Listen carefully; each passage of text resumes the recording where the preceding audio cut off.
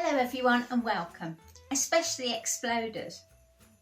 Now get yourselves comfortable for the retelling of the Christmas story.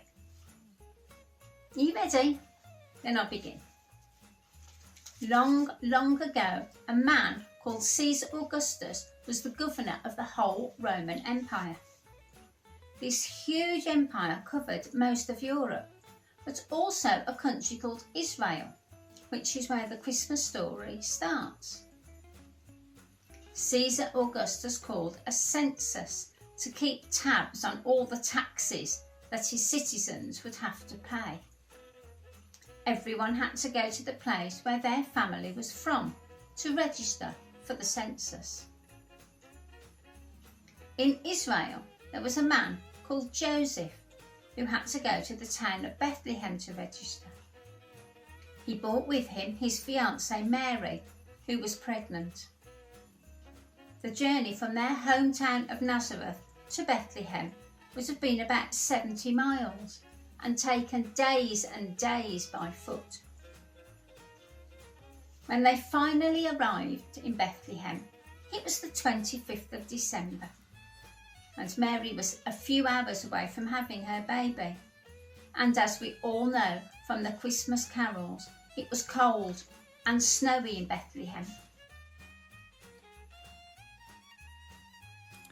Sorry, Sue, I'm going to pause you there.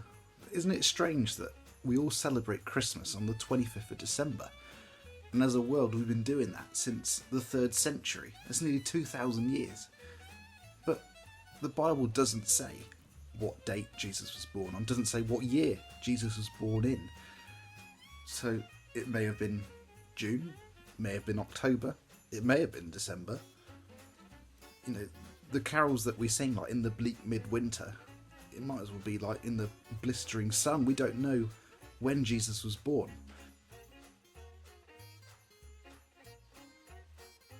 When they came to Bethlehem, Mary and Joseph started to look for somewhere to stay for the night. There was no TripAdvisor back in the day, and the only way to look for somewhere was to knock on doors. They went all round Bethlehem looking for a nice hotel, until at last they went and knocked on the door of an inn.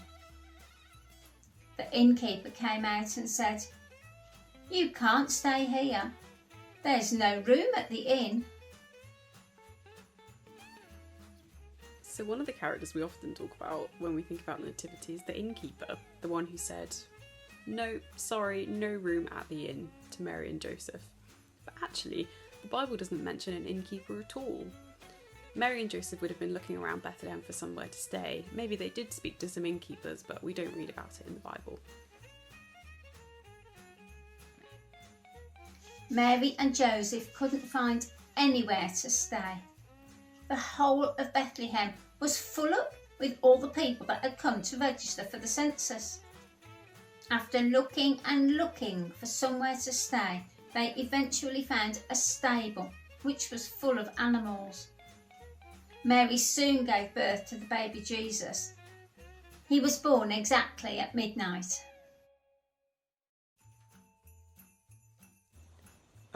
Sue, I don't think he was born at midnight. In fact, I don't think anyone really knows when he was born. They didn't even have clocks back then, so he could have been born whenever.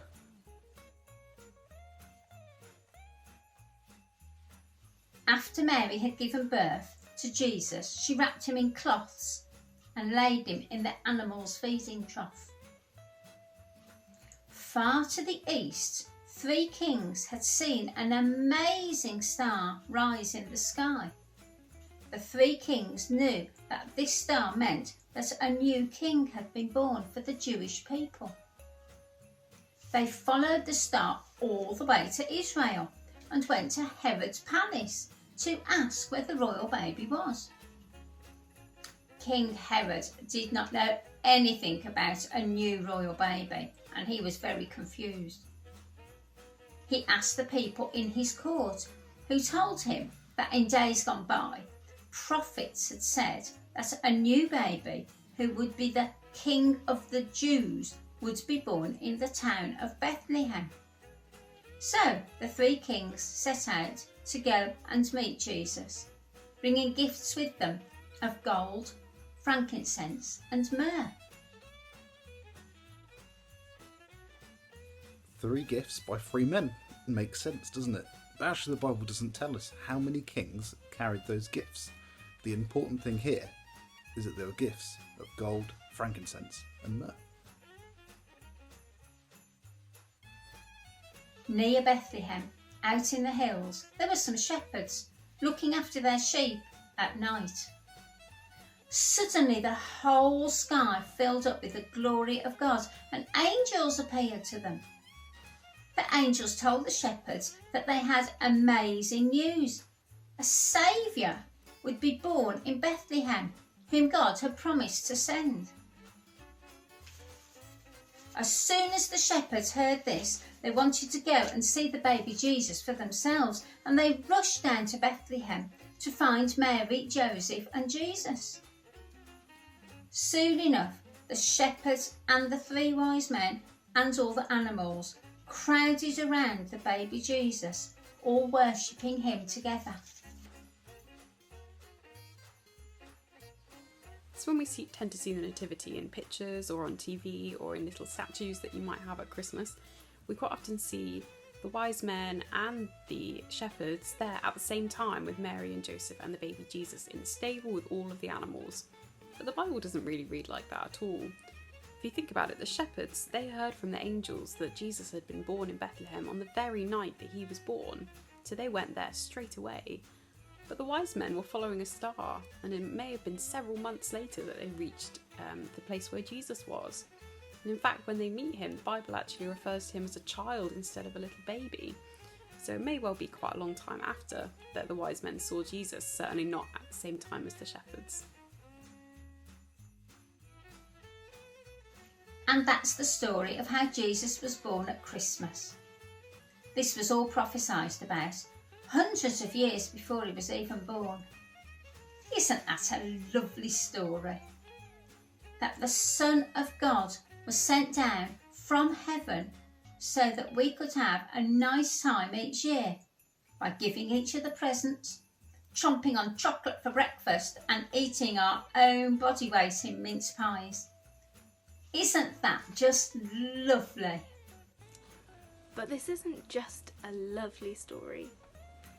This story isn't just a nice story that we tell at Christmas time because it makes us feel Christmassy and gets us in the mood for eating mince pies and giving each other presents.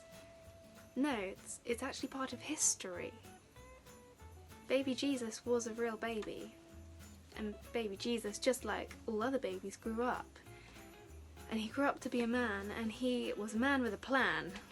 Jesus came to earth to save us from our sin. Jesus came to earth to make right all the things that we have done wrong, so that we could be friends with God. Because we can't be friends with God when we are all dirty and burdened with all of the things that we've done wrong. We feel guilty, we are ashamed, we carry that sin, we carry all those bad things that we've done. But Jesus came to deal with that. Jesus, when he died on the cross, dealt with that sin once and for all, for everyone who believes. And so that leaves us with the decision of whether we want to believe or not. And it's open for everyone. Jesus didn't just come for a few people, he came that everyone might have the chance to decide whether or not they want to trust in him. And so that gives you the decision too. Do you want to believe in Jesus? Do you want to believe that he is the Son of God, that he came to earth, he lived, he died on the cross to deal with sin, and then he rose from the dead, proving that he is the Son of God and that death has been defeated, sin has been conquered, and we can live with him in heaven with God, and we can be in that family forever. That's the decision. It's a yes or a no. Do you believe it? If you want to find out more, just ask. Ask your parents, ask anyone, from the Xplode team or anyone from St Thomas, we'd love to hear from you. Have a very happy Christmas from all of us at Xplode, and we are so looking forward to seeing you again. Merry Happy Christmas! Christmas!